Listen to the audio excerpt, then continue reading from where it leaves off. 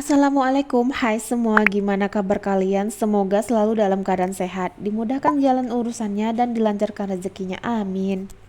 Buat yang baru mengklik video ini, terima kasih ya, tapi aku berharap kalian nonton sampai selesai. Jadi hari ini aku mau update lagi budgeting minggu ketiga di bulan Juni 2025. Di sini aku bukan bermaksud pamer atau menggurin siapapun, karena di sini aku hanya sharing aja gimana cara aku mengatur keuangan. Dan alhamdulillah di minggu ini aku tuh bisa tarik gaji affiliate aku, jadi lumayan buat tambahan untuk budgeting aku.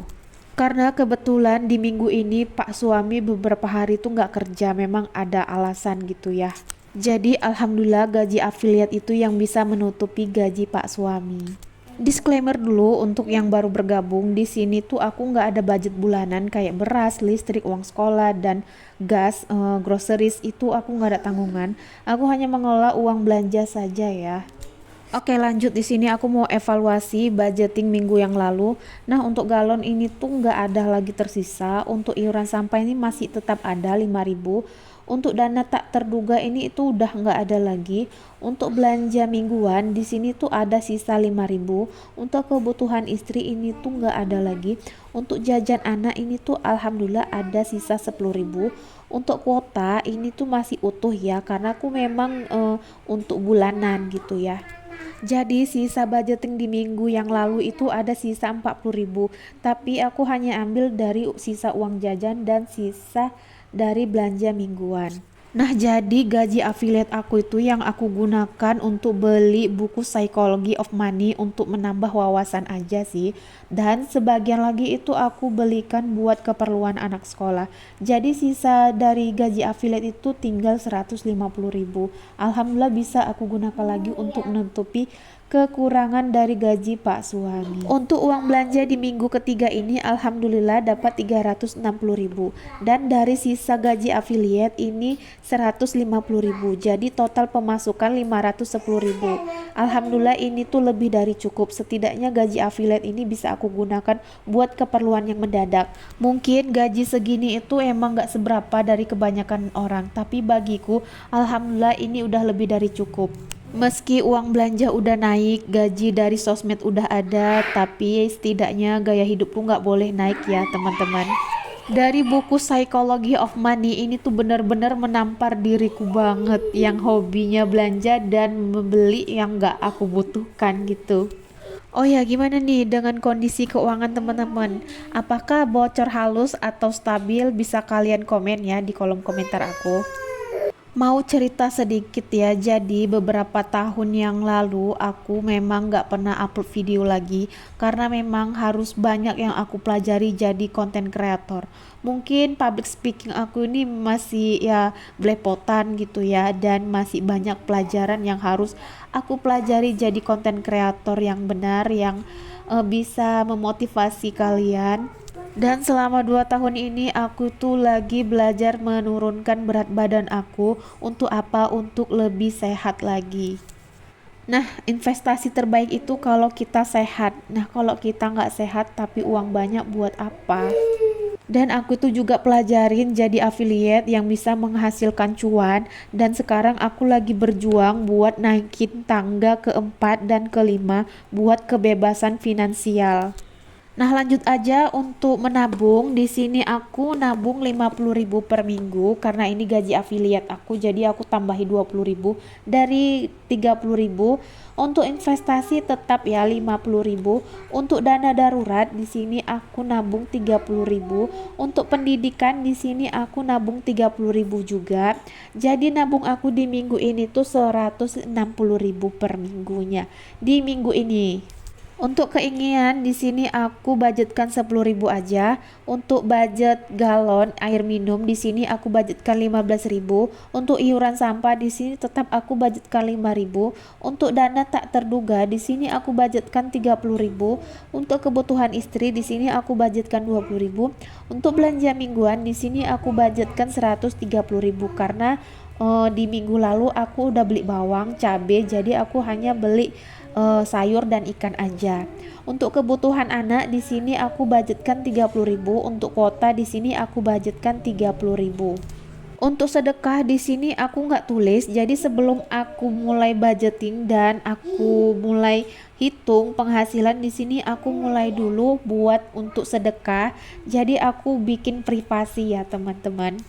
Nah, dari pemasukan dari Pak suami dan dari passive income ini 510, untuk menabung 160.000, untuk kebutuhan 260.000, untuk keinginan 10.000. Jadi total keseluruhannya itu 430.000.